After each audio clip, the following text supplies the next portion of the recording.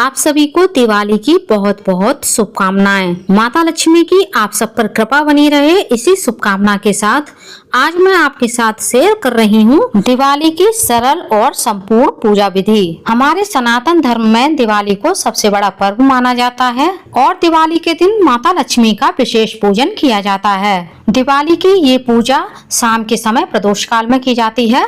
जिस जगह हम माता लक्ष्मी का पूजन करेंगे उस जगह को साफ कर लेंगे। लक्ष्मी जी को साफ सफाई बेहद पसंद है।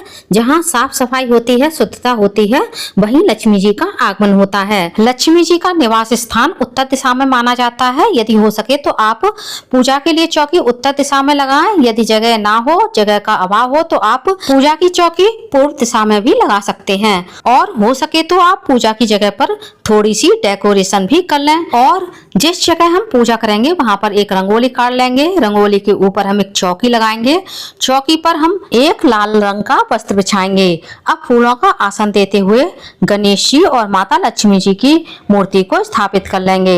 यदि आपके पास पीतल की या फिर चांदी की गणेश लक्ष्मी जी की मूर्ति है तो आपको नई मूर्ति लाने की आवश्यकता नहीं है। उन मूर्तियों को आप गंगा जल से स्नान कराकर पूजा में स्थापित कर सकते हैं। अब हम एक घी का दिया लक्ष्मी जी के सामने रखेंगे और चावलों का आसन देते हुए हम एक सरसों के तेल का दिया भी चौकी पर प्राजित कर लेंगे। और ये सरसों के तेल का दिया अखंड रूप से पूरी रात लक्ष्मी जी के सामने चलता रहेगा। दिया को आसन देने के लिए मैंने चावल से अष्टदल कमल बनाया है। आप चावल की सिंपल ढेरी पर भी दीपक को स्थापित कर सकते हैं।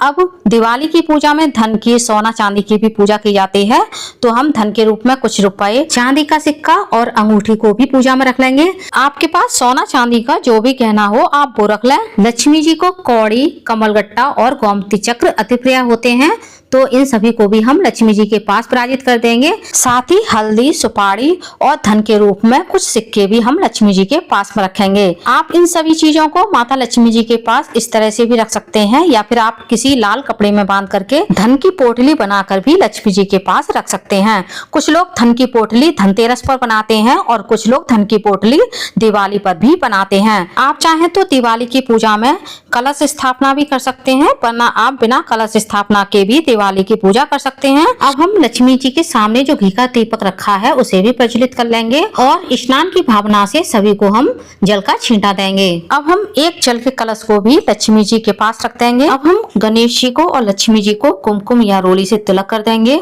और जो हमने लक्ष्मी जी के पास कौड़ी, कमलगट्टा, हल्दी, सुपारी रखी है उसका भी पूजन कर देंगे। साथ ही हम दीपक का भी पूजन कर देंगे। और लक्ष्मी, गणेश और माता सरस्वती का जो हमने पोस्टर लगाया है उसका भी हम पूजन कर देंगे। सन 2025 में दिवाली का पर्व 20 अक्टूबर को मनाया जाएगा। दिवाली का पर्व पूरे 5 दिन का पर्व होता है, जो धनतेरस से शुरू होता है और दोष तक इस पर्व को मनाया जाता है। अब हम इस अखंड दीपक को भी जला लेंगे और इस दीपक का भी हम कुमकुम से और रोली से पूजन कर देंगे, अच्छे चढ़ाएंगे। और 2 खील के दाने भी हमें इस दीपक में डालने हैं। दिवाली की पूजा के लिए जो भी हम दीपदान करते हैं उन सभी में हमें थोड़े थोड़े खील के दाने जरूर डालने होते हैं। जो हमने सरसों के तेल का अखंड दीपक जलाया है इसमें हमें एक सिक्का और एक कौड़ी डालनी होती है। यदि आपके पास कौड़ी ना हो तो आप केवल सिक्का भी इस दीपक में डाल सकते हैं। अब हम सभी को इत्र और वस्त्र अर्पित करेंगे। माता लक्ष्मी को सुगंधित चीजें अति प्रिय होती है, तो आप सुगंधित चीजों में माता लक्ष्मी को इत्र और खुशबूदार फूल भी अर्पित कर सकते हैं। और दीपक को भी हम वस्त्र रूपी मौली अर्पित करेंगे। साथ ही लक्ष्मी, गणेश जी को हम पुष्प अर्पित करेंगे।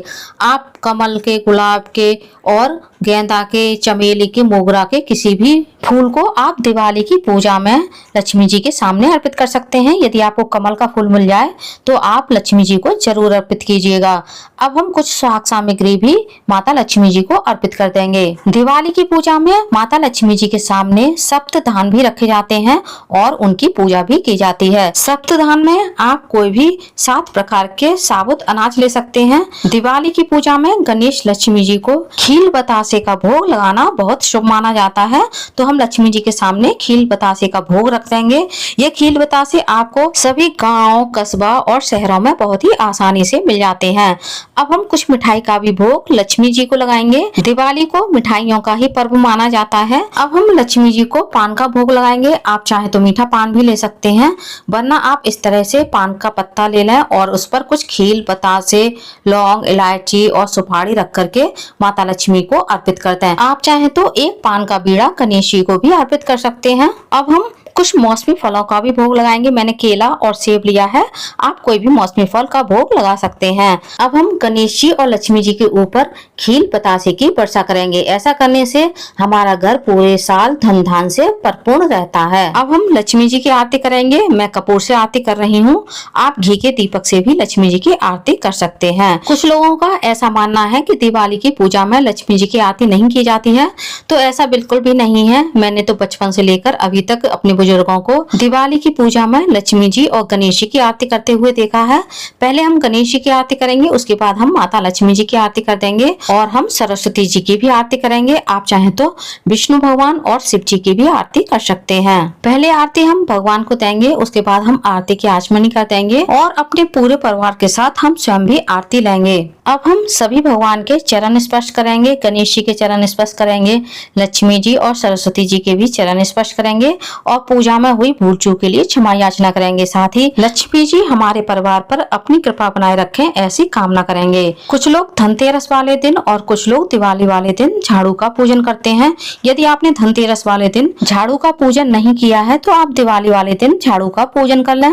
झाड़ू को हम रोली, अक्षत और एक पुष्प चढ़ाएंगे और झाड़ू पर हम मौली बांध देंगे। झाड़ू को माता लक्ष्मी जी का ही स्वरूप माना जाता है और झाड़ू का पूजन भी स्त्री पुरुष कोई भी कर सकता है। इसके अलावा आप किसी कन्या से भी झाड़ू पूजन करा सकते हैं। दिवाली को रोशनी का और प्रकाश का पर्व माना जाता है और इस दिन बहुत सारे दिया भी जलाए जाते हैं। ये दिया सरसों के तेल से जलाए जाते हैं। वैसे तो आप दिवाली के दिन बहुत सारे दिया जला सकते हैं। यदि आपके पास बहुत सारे दिया नहीं है जलाने के लिए तो आप कम से कम 5 या 7 दीपक जरूर जलाएं। दिया के अलावा आप मोमबत्ती जलाकर भी अपने घर में प्रकाश कर सकते हैं। अब हम हाथ में जल लेकर के चौकी के चारों ओर इस जल को फेर देंगे और एक बार फिर से हम सभी के चरण स्पर्श करके उन्हें प्रणाम करेंगे। पूजा में जो हमने भोग रखा है उसे हम पूजा के थोड़ी देर बाद उठा लेंगे और अपने परिवार में प्रसाद स्वरूप बांट देंगे। जो हमने सप्तधान रखे हैं, इन सभी सप्तधान को हम अपने अन्न के भंडारे में मिला देंगे और जो हमने सोना चांदी रखा है उसे हम तिजोरी में सेफ जगह पर रख देंगे। साथ ही जो हमने रुपए रखे हैं उन्हें भी हम अपनी तिजोरी में रख लेंगे। दिवाली की पूजा की चौकी आपको दोज वाले दिन बढ़ानी होती है और पूजा में जो हमने फूल चढ़ाए हैं इन फूलों को हम अपने घर के गमले में विसर्जन कर देंगे। झाड़ू को आप चाहे तो अपने घर में इस्तेमाल कर सकते हैं, वरना आप इसे उठा करके रख सकते हैं और जब आपको जरूरत हो तब आप इस झाड़ू का इस्तेमाल कर सकते हैं। और लक्ष्मी जी को जो हमने सुहाग सामग्री अर्पित की है, ये सुहाग सामग्री आप स्वयं के लिए यूज कर लें। और जो हमने सरसों के तेल का अखंड दीपक जलाया है, ये दिवाली वाले रात पूरी रात चलता रहेगा। इस दीपक को हमें एक पूरी रात के लिए ही अखंड रखना होता है। तो आई होप वीडियो आप लोगों को पसंद आया होगा। इस वीडियो में मैंने दिवाली से संबंधित आपको सभी जानकारी देने की कोशिश की है। यदि आपके कोई प्रश्न हो तो आप कमेंट्स में मुझसे पूछ सकते हैं। वीडियो कैसा लगा कमेंट्स में जरूर बताइएगा और यदि आप मेरे चैनल पूनम की आस्था पर पहली बार आए हैं तो प्लीज चैनल को सब्सक्राइब कर लीजिए।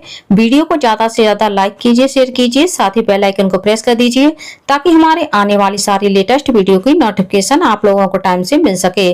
कमेंट्स में माँ लक्ष्मी और गणेश जी की जय अवश्य लिखिएगा। धन्यवाद फ्रेंड्स। माता लक्ष्मी और गणेश जी की जय। राधे राधे।